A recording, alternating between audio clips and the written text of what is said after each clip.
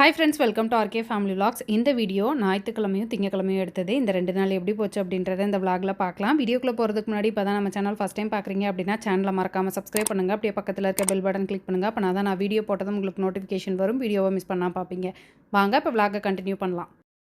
மித்த நாள்லாம் லேட்டாக எழுந்திரிப்போம். சண்டே அப்படின்னா என்னென்னு தெரிய மாட்டேங்குது. சீக்கிரமே முழிப்பு வந்துடுது. காலையில் சீக்கிரம் எழுந்திரிச்சனால மதியம் லஞ்சுக்கும் சேர்த்தே சமைச்சாச்சு. காலையில் பிரேக்ஃபாஸ்ட்டை சாப்பிட்டுட்டு கொஞ்சம் நேரம் வேலை இருந்தது. அதெல்லாம் முடிச்சுட்டு நானும் கமலும் மதுரைக்கு கிளம்பிட்டோம். மதுரையில் ஃபுட் எக்ஸ்போ ஒன்று நடக்குது. ஸோ அதுக்காக தான் விசிட் பண்ணிட்டு வரலாம் அப்படின்ட்டு நானும் கமலும் கிளம்புனோம். பிரேக்ஃபாஸ்ட்டை சாப்பிட்டு அப்படியே கிளம்புனனால இடையில டீ குடிக்கல. கமல் எனக்கு டீ வேணும் அப்படின்னு கேட்டாங்க. எனக்கு லெமன் டீ தான் வேணும் அப்படின்னு சொல்லிட்டு கடையில் லெமன் டீயை குடிச்சிட்டு அப்படியே மதுரைக்கு கிளம்பிட்டோம். 2 எக்ஸ்போ நடக்குது. ஃபுட் டெக் நடக்குது. பில்டெக்ஸ் நடக்குது. 2 ஒரே இடத்துல நடக்குதா? நம்ம எதுக்கு போகிறோம்? இந்த இடம் ஞாபகம் இருக்கா? நாங்கள் எங்கள் ரோட்டரி கான்ஃபரன்ஸ்க்கு வந்தோம்ல, அதே இடம். இந்த எக்ஸ்போ ஃப்ரைடே, சாட்டர்டே, சண்டே இந்த 3 நாளும் நடந்தது. நாங்கள் சாட்டர்டேவே போயிட்டு வந்துடலாம் அப்படின்னு நினச்சோம். பட் சாட்டர்டே பயங்கர வேலை இருந்தனால எங்களால் போக முடியல. சரி, சண்டே போயிட்டு வரலாம் அப்படின்ட்டு இன்றைக்கி கிளம்பி வந்தோம். சடனாக பிளான் பண்ணி 12 மணிக்கு கிளம்புனனால மதியம் லஞ்சு சாப்பிடாம தான் வந்தோம். இங்கே தான் நாங்கள் லஞ்ச் எடுத்துக்கிட்டோம். நேற்றே இந்த விலாக் எடிட் பண்ணி போட்டிருந்துருக்கணும். விலாகோட டைமிங்கும் கம்மியாக இருந்தது. அதுவும் இல்லாமல் எனக்கு வேலையும் நிறைய இருந்தது. அதனால் என்னால் எடிட் பண்ண முடியல. நானும் கண்டினியூஸாக வீடியோஸ் கொடுக்கணும், அதுவும் கரெக்டாக 2 மணிக்கு கொடுக்கணும் அப்படின்னு பிளான் பண்ணுறேன். முடிய மாட்டேங்குது. ஏதாவது ஒரு வேலை வந்துட்டே இருக்குது. வீடியோ எடுத்து வச்சுருந்தாலும் எடிட் பண்ண லேட் ஆயிடுது. ஏன்னா ராஜேஷ் கிச்சனில் பேக் டு பேக் ஒர்க் இருந்துகிட்டே இருக்குது. கமல் பார்த்திங்க அப்படின்னா கமலோட பிஸ்னஸ் தான் ஃபோக்கஸ் பண்ணிகிட்ருக்காங்க. நான் ராஜேஷ் கிச்சனையும் பார்த்துக்கணும், வீட்டையும் பார்த்துக்கணும், ப்ளஸ் யூடியூபையும் பார்த்துக்கணும் அப்படின்னும் போது கொஞ்சம் ஸ்ட்ரகிள் ஆகுது எனக்கு. பட் ஐ ஹோப் எல்லாத்தையும் நான் கண்டிப்பாக மேனேஜ் பண்ணிடுவேன். ஃபுட் டெக் எக்ஸ்போ அப்படின்றனால ஃபுட் ரிலேட்டடாக பிஸ்னஸ் பண்ணுறவங்களுக்கு கண்டிப்பாக யூஸ்ஃபுல்லாக இருக்கும் அப்படின்னு நம்பி தான் வந்தோம். நல்ல நல்ல விஷயங்கள் நிறைய இருந்தது. நாங்கள் வந்ததுக்கு மெயினான ரீசன் பார்த்தீங்க அப்படின்னா, நமக்கு ரோஸ்டிங் மெஷின், பல்வரைசர் இதெல்லாம் கிடைக்குமா அப்படின்னு பார்க்குறதுக்காக வந்தோம். நிறைய பேர் அதை வச்சுருந்தாங்க. மிஷின்ஸ்க்காக நிறைய இடத்துல விசாரிச்சுக்கிட்டு இருக்கோம். கண்டிப்பாக கூடிய சீக்கிரத்தில் நம்ம ராஜேஷ் கிச்சனில் மிஷின்ஸும் போட்டுருவோம். நிறைய பேர் நீங்கள் மிஷின்ஸ் போடுங்க, உங்களுக்கு யூஸ்ஃபுல்லாக இருக்கும் அப்படின்னு சொன்னாங்க. கண்டிப்பாக அது எங்களுக்கு ரொம்ப யூஸ்ஃபுல்லாக இருக்கும். முன்னே எங்களுக்கு இட பற்றாக்குறை இருந்தது. இப்போ கடை தனியாக நம்ம செப்பரேட் பண்ணிட்டனால கண்டிப்பாக இப்போ மிஷின்ஸ் போடுறதுக்கு நிறைய ஸ்பேஸ் இருக்குது, போடணும். ஃபுட் டெக் எக்ஸ்போ முடிச்சுட்டு அப்படியே இந்த சைடு பில்டெக்ஸ் இருந்தது. அந்த எக்ஸ்போக்கும் அப்படியே ஒரு பார்வை பார்த்துட்டு போயிடலாம் அப்படின்ட்டு வந்தோம். எல்லாமே நல்லா கடகடன்னு சுற்றினோம். இங்கே வந்தோடனே மட்டும் அப்படியே அந்த சேரில் உட்காந்துட்டேன். அந்த மசாஜர் சூப்பராக இருந்தது, நல்லா மசாஜ் பண்ணுது. 5000 ரூபாய் சொன்னாங்க. ஆல்ரெடி நம்ம வாங்கின மசாஜரெல்லாம் அப்பப்போ தான் யூஸ் பண்ணுறோம், வேண்டாம் அப்படின்னு சொல்லிட்டு வந்துட்டோம். எக்ஸ்போலாம் சுற்றி பார்த்துட்டு வீட்டுக்கு கிளம்பிட்டோம். ஆக்சுவலாக பெருசாக இருந்துச்சுல, நல்ல பெரிய ஹாலு. 2 தான் தனியாக ஸ்ப்ளிட் பண்ணி போட்டிருந்தாங்க. ஃபுட்டுக்கு தனியாக, அப்புறம் பில்டிங் அந்த இதுக்கு தனியாக போட்டிருந்தாங்க. ஸோ 2மே பார்த்தோம். நாங்கள் போனது என்னமோ ஃபுட்டு இது பார்க்குறதுக்காக தான். ஃபஸ்ட்டு அதை போய் பார்த்துட்டு வந்துடலாம் அப்படின்ட்டு அதை நிறுத்தி நிதானமாக ஒவ்வொன்றா பார்த்துட்டு, நாங்கள் மெயினாக போனது மிஷின்ஸ் இருக்கிற மாதிரி பார்க்கலாம் அப்படின்றதுக்காக தான் போனோம். நிறைய போட்டிருந்தாங்க, நிறைய பார்த்தோம். நல்ல யூஸ்ஃபுல்லாக இருந்தது. அதை முடிச்சுட்டு அப்படியே வெளியே இந்த சைடு பில்டிங்க்கு அந்ததுக்கானதையும் உள்ளே போய் நல்லா சுற்றி பார்த்துட்டு வீட்டுக்கு கிளம்பிட்டோம். நல்லா இருந்ததுல. நாங்கள் மிஷின்ஸ் பார்த்துட்டு வந்திருக்கோம். இந்த மாதிரி மிஷின்ஸ் நிறைய பார்த்துக்கிட்டே இருக்கோம். கண்டிப்பாக கூடிய சீக்கிரத்தில் வாங்கிடுவோம். முடிச்சுட்டு நாங்கள் வீட்டுக்கு வர்றதுக்கு 6:30-7 மணி ஆயிடுச்சு.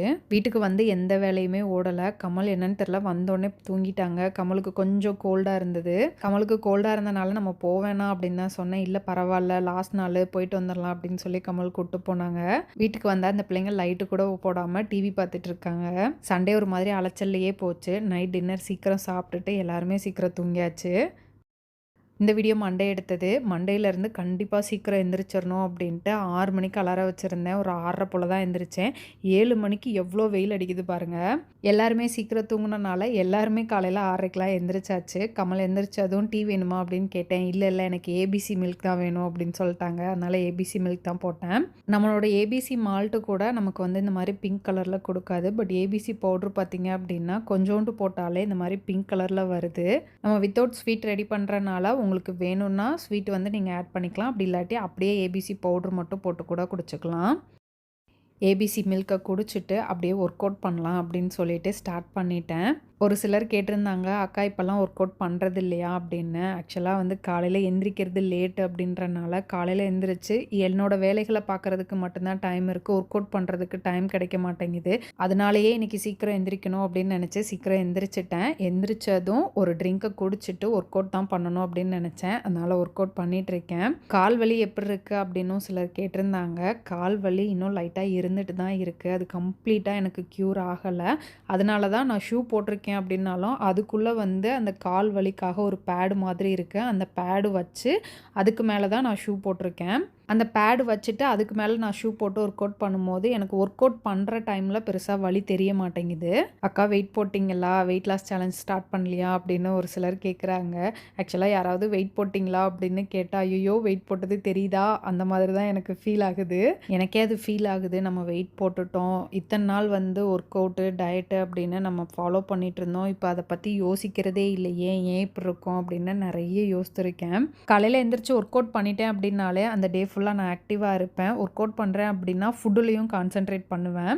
ஒர்க் அவுட் பண்ணுறதில்ல அதுதான் ப்ராப்ளம் அப்படின்றத நான் வந்து டிசைட் பண்ணிட்டேன். இதுக்கப்புறம் எந்த ஒரு ரீசனும் சொல்லக்கூடாது. டெய்லியும் ஒர்க் அவுட்டை வந்து ஃபாலோ பண்ணணும் அப்படின்னு டிசைட் பண்ணி இன்னையிலேருந்து ஸ்டார்ட் பண்ணியிருக்கேன். வெயிட் அப்டேட் பண்ணுங்க அப்படின்னு ஒரு சிலர் கேட்டிருந்தாங்க. கண்டிப்பாக நான் வெயிட் இந்த வீக்கில் அப்டேட் பண்ணுறேன். அதே மாதிரி நிறைய கார்டியோ ஒர்க் பண்ணாமல் ஸ்ட்ரென்தனிங் ஒர்க் அவுட் நிறைய பண்ணணும் அப்படின்னும் பிளான் வச்சுருக்கேன். ஒர்க் அவுட் முடிச்சுட்டு ரெஃப்ரெஷ் ஆகிட்டு வந்து பிரேக்ஃபாஸ்ட் ரெடி பண்ணிகிட்ருக்கேன். இன்றைக்கி பிரேக்ஃபாஸ்ட்டுக்கு அவல் உப்புமா தான் பண்ணலாம் அப்படின்ட்டு ரெடி பண்ணிகிட்ருக்கேன். கொஞ்சமாக எண்ணெய் ஊற்றி கடுகு கருவேப்பிலை தாளிச்சிட்டு வெங்காயம், நிலக்கடலை பருப்பு, பச்சை மிளகா போட்டு நல்லா வதக்கிட்டு நல்லா வதங்கினதுக்கப்புறம் அவலை வந்து போட்டு நம்ம கிளற வேண்டியது தான். அவல் வந்து இன்றைக்கி தட்டையான அவல், வெள்ளை அவல் தான் எடுத்திருந்தேன். அதனால் கழுவிட்டு மட்டும் அப்படியே ஆட் பண்ணிட்டேன். உப்பு வெங்காயம் வதக்கும் போதே ஆட் பண்ணிட்டேன். மஞ்சள் தூளும் கொஞ்சம் லைட்டாக ஆட் பண்ணியிருந்தேன். இறக்குறப்ப கொஞ்சமாக கொத்தமல்லி தழை, லைட்டாக லெமன் ஜூஸ் ஆட் பண்ணிவிட்டு இறக்கணும் அப்படின்னம்னா சூப்பராக இருக்கும். லஞ்சுக்கு வீட்டில் எந்த காயும் இல்லாதனால நான் ரசம் மட்டும்தான் வச்சேன். கமலுக்கும் உடம்பு சரியில்லை, வீட்டில் ரெஸ்ட் எடுக்க சொல்லிவிட்டு நான் மட்டும் கடைக்கு கிளம்பிட்டேன். போகிற வழியில் பிள்ளைங்களும் அம்மா வீட்டில் விட்டுட்டு போகலாம் அப்படின்னு சொல்லிட்டு கூட்டிகிட்டு போயிட்டுருக்கேன். நான் ஆக போகிறேன் நீ டீச்சர், நீ டாக்டர்னு சொன்னனால ஒருத்தவங்க உனக்கு கமெண்ட்ல டாக்டர் கண்மணின்னு கமெண்ட் பண்ணுவாங்க. இப்போ அவங்க நம்பிக்கையை நீ பொய்யாக்கிட்டு டீச்சர்ன்றியே. இன்னொன்னு அடுத்த வருஷம் என்ன சொல்லுவ? பைலட்னுவியா?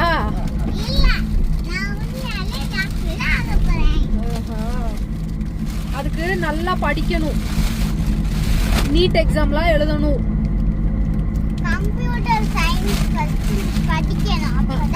டீச்சருக்கு கம்ப்யூட்டர் சயின்ஸ் இல்ல, டாக்டருக்கு கம்ப்யூட்டர் சயின்ஸ் படிக்கணுமா? ஆமா பாப்பா, நீ எவ்வளவு அறிவாளி தெரியுமா? மீனா எங்கேயோ வெளியே போகணும், பிள்ளைய பார்த்துக்கணும், கையில் கூட்டிகிட்டு வா அப்படின்னு சொன்னால், கையில் இருந்தால் மகிழினி வந்து அக்கடான்னு இருந்துக்கு வா, அவங்க அம்மா கூட போகணுன்னு அடம் பிடிக்க மாட்டா அப்படின்னு சொன்னால், அதனால் கூட்டிகிட்டு வந்தேன்.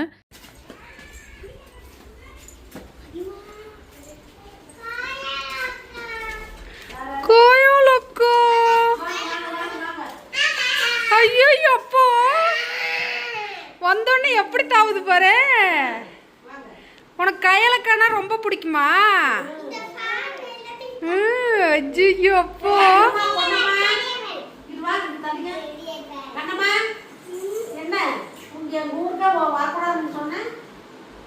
வந்துட்டால. எங்க கொப்பளத்தை காட்டு.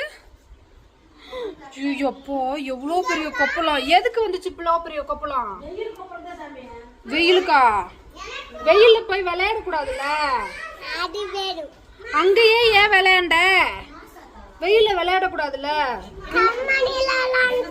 கண்மணி எதுக்கு நீ எப்ப பார்த்தாலும் கண்மணி கூடயே எசிலி போடுற?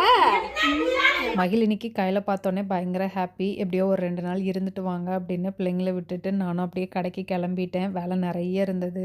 அத்தை இரு சாப்பிட்டு போகலாம் அப்படின்னாங்க. இல்லை நான் சாப்பாடு செஞ்சு எடுத்துகிட்டு தான் வந்திருக்கேன், நான் கடைக்கு கிளம்புறேன் அப்படின்னு சொல்லிட்டு வேகமாக கிளம்பி வந்துட்டேன். ஆக்சுவலாக கமலை ரெஸ்ட் எடுக்க சொல்லிட்டு நானுமே இன்னைக்கு கடைக்கு போவேனா, வீட்டில் இருக்கலாம் அப்படின்னு தான் பிளான் பண்ணேன். கமல் எனக்கு ஒரு வேலை வந்து 2-3 நாளாக சொல்லிட்டு இருக்காங்க. வீட்டு வரவு செலவு கணக்கை எனக்கு சிஸ்டமில் என்ட்ரி பண்ணி கொடு அப்படின்னு சொல்லிட்டு இருந்தாங்க. அந்த நோட்டை வந்து நான் கடையிலேயே வச்சுட்டு வந்துட்டேன். இந்த பிள்ளைங்கலாம் வந்து ஹோம்ஒர்க் முடிச்சுட்டு நோட்டை வந்து வீட்டில் வச்சுட்டு வந்துட்டேன் அப்படின்னு சொல்லுவாங்களா, அந்த மாதிரி ஃபீல் ஆச்சு. ஐயையோ கடையில் இருக்கே, இன்னைக்கு கடைக்கு போயே ஆகணும் அப்படின்னு சொல்லிட்டு கிளம்பி வந்து அந்த வேலையை பார்த்துட்ருக்கேன். எனக்கு ஏதாவது வேலை கொடுத்தாங்க அப்படின்னா அது என்னோட ஹோம்ஒர்க் அப்படின்ற மாதிரி தான் நான் எடுத்துப்பேன். ஸ்கூலு காலேஜ்லாம் முடிச்சு பிஸ்னஸ் ஆரம்பிச்சதுக்கு அப்புறமும் ஹோம்ஒர்க் பண்ணிட்டு இருக்கேன் நான்.